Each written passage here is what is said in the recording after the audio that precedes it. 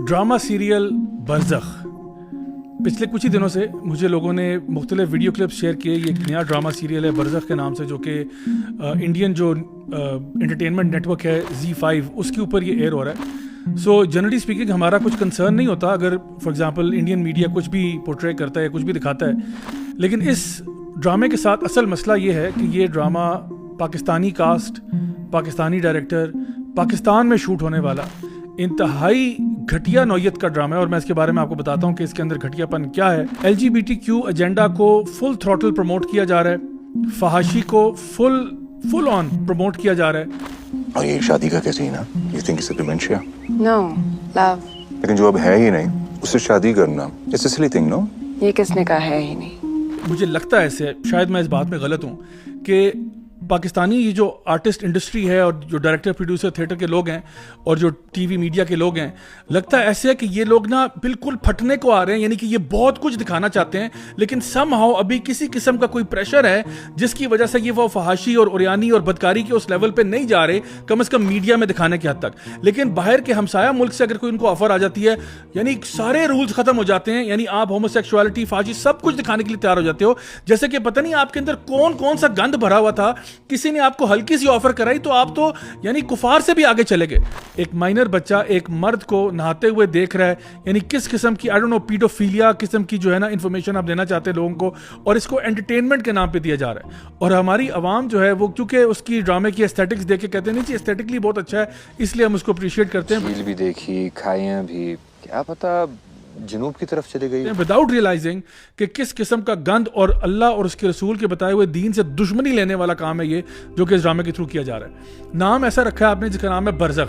बरज़ख अल्लाह के बंदो अगर आपको पता हो तो ये मौत के बाद की स्टेट होती है। यानी आलम बरज़ख जो है ये वो है जब इंसान फोत हो जाता है और अभी क़यामत के दिन का इंतजार कर रहा है। तो ये जो मिडिल पीरियड होता है, जो इंटरम पीरियड होता है, इसको बरज़ख कहा जाता है। तो आलम बरज़ख में वो तो कब्र ही है, कब्र ही बरज़ख है। और कब्र में या ये जन्नत के बागीचों में से बागीचा है या जहन्नम के गढ़ों में से गड़ा है। गोया जिस तरह की उसकी आखरत है उसी की मुनासबत से ये आखरत का दिबाचा जो बरज़ख है ये भी उसी तरह से चलता है। जिनको आगे जन्नत मिलनी है उनके लिए आराम है बरज़ख में, और जिनको जन्नत नहीं मिलनी अल्लाह ताला मुआफ़ फरमाए उनके लिए यहाँ भी उसी तरह का अज़ाब है। इसको हम स्टेट ऑफ द ग्रेव भी कह देते हैं। ये वो मामला है जब इंसान कब्र के अंदर होता है। यानी सुभान अल्लाह, आप लोगों को इतनी शर्म नहीं आई कि ड्रामे का नाम आपने बरज़ख लिखा है और जितने भी उसमें करतूत दिखाए जा रहे हैं वो अल्लाह माफ़ करे इंतहाई फौश नेचर के।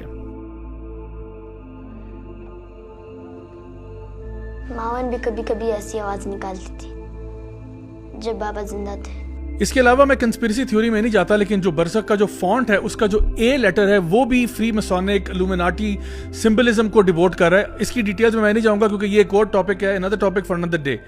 लेकिन आप देखें कि गुनाह को आम करना, फहाशी को आम करना, हालांकि अल्लाह सुब्हानहू व तआला कुरान मजीद में सूरह नूर में सूरह नंबर 24 की आयत नंबर 19 में ये बात वाज़े तौर पर बयान कर चुके हैं कि जो लोग भी ये पसंद करते हैं, सिंपली ये पसंद करते हैं कि मोमिनीन के अंदर फाशी फैले, उनके लिए जो अजाब है वो दुनिया में भी है और आखिरत में भी है। सबसे दर्दनाक अजाब की वईद है उन लोगों के लिए जो सिर्फ ये बात पसंद करते हैं, जो प्रोड्यूस करते हैं, जो डायरेक्ट करते हैं, जो उसमें एक्ट करते हैं, जो उसको बनाते हैं। उनका तो चैप्टर ही डिफरेंट है। ये तो सिर्फ इतनी सी बात हो रही है कि अगर आप पसंद करते हैं कि ये ड्रामा फैल रहा है, बनाने वालों के साथ क्या होगा वो तो अल्लाह ही जानता है। लेकिन इतनी सख्त वईद है इसके ऊपर। एक हदीस में तो आता है अल्लाह ऐसे शख्स को कभी माफ नहीं करेगा जो गुनाह करता है और उसको फिर ब्रॉडकास्ट कर देता है, गुनाह करता है और उसके ऊपर पर्दे नहीं डालता। तो ये जो सोशल मीडिया के जरिए या टीवी मीडिया के जरिए जब आप गुनाहों को ब्रॉडकास्ट करते हैं जारिया होता है, तो ये गुनाह करने के ऊपर भी गुनाह जारिया आपके लिए बन जाता है। मैं हुकूमत वक्त से गुजारिश करता हूं प्लीज इस पे नजरसानी करें।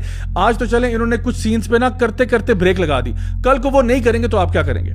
मतलब मैं I just want to know for my own knowledge, कोई पॉलिसी हमारी है, कोई हमारा प्रोसीजर है कि क्या पाकिस्तान में फ्री फॉर ऑल है? कोई बंदा भी जैसा मर्जी ड्रामा बनाना चाहे, फौज से फौज हो, पोर्नोग्राफिक कंटेंट बना के किसी साथ वाले मुल्क को दे दे, क्या ये पाकिस्तान में इजाजत है?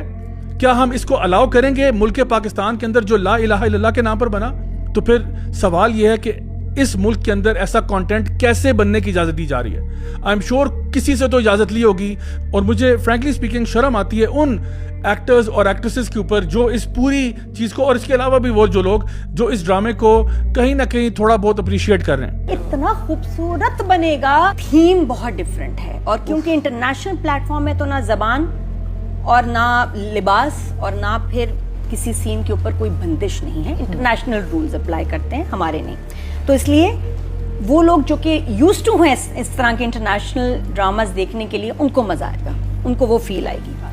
I loved it. अल्लाह माफ करे, मैं क्या कहूँ, मतलब there is so much to say. कई लोग एतराज करते हैं कि नहीं जी ये तो आर्ट है, तो इसमें क्या ऐसी बात है, आर्ट में तो बहुत कुछ दिखाया जाता है।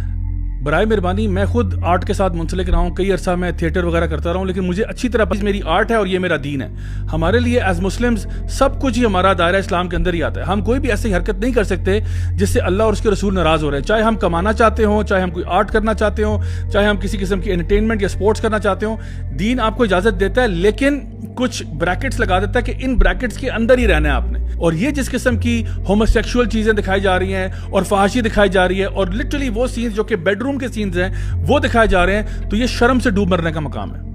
तो मैं अपनी आवाम से गुजारिश करता हूं, जो लोग भी हमें देखते हैं सुनते हैं, ऐसे तमाम लोगों का बॉयकॉट किया जाए जो कि इस तरह के ड्रामों में एक्ट करते हैं, इनको प्रोड्यूस करते हैं, इनको डायरेक्ट करते हैं, इनको सपोर्ट करते हैं। ऐसे लोगों का बॉयकॉट करना चाहिए, और आपको पता चल जाना चाहिए कि हमारे मुल्क के पाकिस्तान के अंदर ये काली भेड़ी कौन से हैं जो कि हमारे दीन की तरफ इस मुल्क को नहीं देखना चाहते।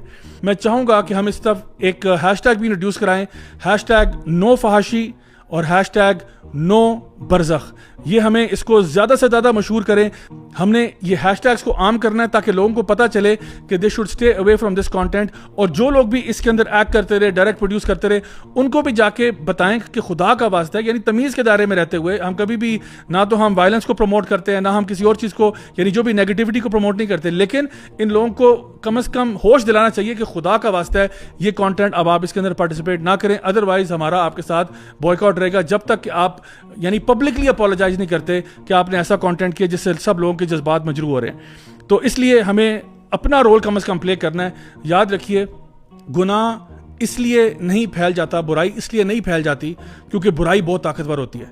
बुराई इसलिए फैलती है क्योंकि वो लोग जो जानते हैं कि बुराई बुराई है, वो लोग खामोश हो जाते हैं। आइए मैं और आप अपना रोल प्ले करें लोगों में अवेयरनेस क्रिएट करने के लिए, और ताकि अपनी हुकूमत को भी थोड़ा सा बताएं कि प्लीज़ आप लोग भी कुछ एक्शन लें, और जो लोग भी इस तरह के प्रोजेक्ट के अंदर मुंसलिक होते हैं उन तक भी हम एक अपनी बात पहुंचा दें, ताकि कल को कोई भी शख्स इस किस्म की हरकत करने की दोबारा कोशिश करता है, उसको पता हो कि पाकिस्तान के लोग ऐसी चीज़ों को टॉलरेट नहीं करेंगे।